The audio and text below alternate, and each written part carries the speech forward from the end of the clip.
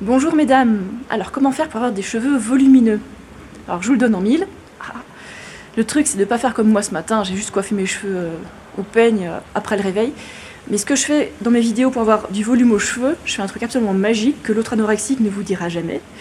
C'est qu'elle défait son chignon, je défais mon chignon, je défais mes nattes, et puis du coup ça fait plein de volume, et puis tiens, du coup mes cheveux ils ont l'air super volumineux, machin, bonne santé.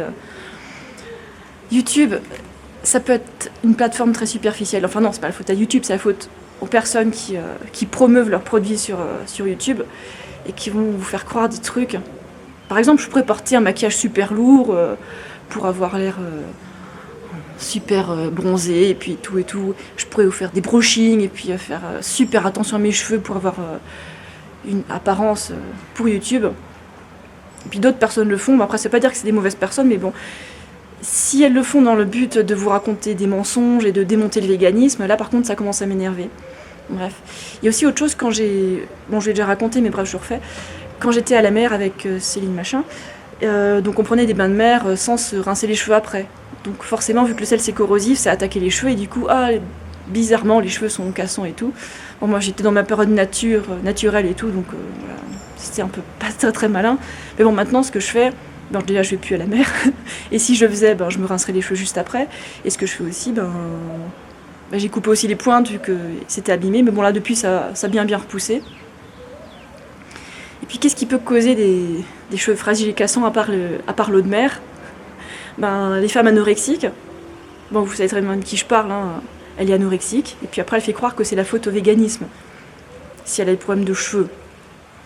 Non mais franchement, en plus elle n'a pas d'argument scientifique et c'est dingue cette haine envers les véganes quoi. Je sais pas pourquoi elle peut détester la compassion à ce point-là. Parce que le véganisme c'est une éthique, ça implique d'avoir une alimentation végétalienne, mais c'est pas synonyme. Voilà, végétalien c'est pas synonyme de vegan. Et comme frugivore c'est pas synonyme de rotilfort, etc. Donc qu'elle commence à apprendre ces définitions et à regarder un peu plus les études scientifiques quoi. Bref. Donc tout ça pour dire que voilà, mes cheveux ils continuent à pousser. Là, je fais pas toujours attention à mon apparence dans les vidéos. J'essaie de le faire un minimum. Et en plus, j'ai oublié mon maquillage en France, donc ça s'arrange pas. Bon, ça va. C'est pas trop la cata. Bref, je vous montre un petit peu ce qu'on mange ici. Bon, aujourd'hui, il pleut, donc pas d'entraînement. Allez, on va voir le garde-manger. Alors... Là, on a un melon vert qui est bien attaqué. Ça, c'est les restes d'hier soir, des patates et patates douces. Là, on a du sucre pour le vélo. La tomate. Là-haut, ça, c'est des oignons verts, mais en général, je préfère avoir la ciboulette. Je trouve ça meilleur. Là, il y a des graines de lin. J'en mets maximum une cuillère à soupe dans les smoothies, parfois, pour faire des apports de graisse saine, histoire de ne pas avoir de fringales de mauvaise graisse, quoi. Donc, pas avoir de fringales de junk food, donc vaut mieux avoir ça en prévention, on va dire. Voilà. Ensuite, là, c'est les pâtes de monsieur. Moi, j'aime pas trop celles-là, quoi. Je préfère les nouilles de riz. Là, on a la sauce soja.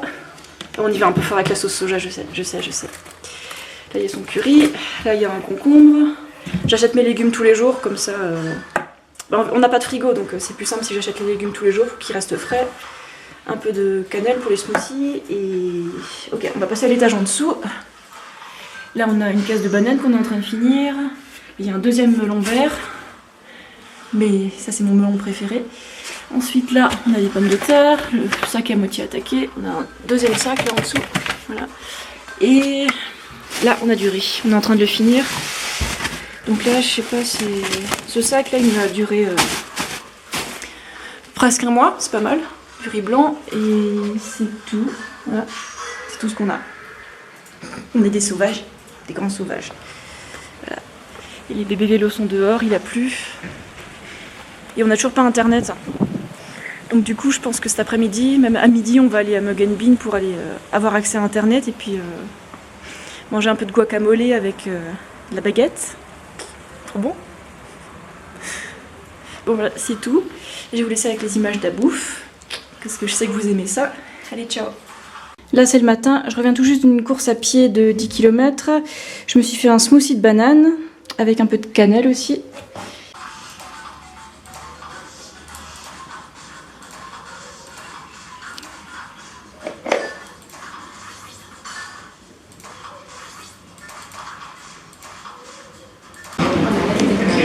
Bon, là on est dans un café parce qu'en fait on n'a pas internet. Donc on a fait le plein d'internet pendant 3 heures. Voilà, on a bu. Coffee. Bah, jus de fruits. Voilà, puis là on range. Guacamole. Miam. Trop bon.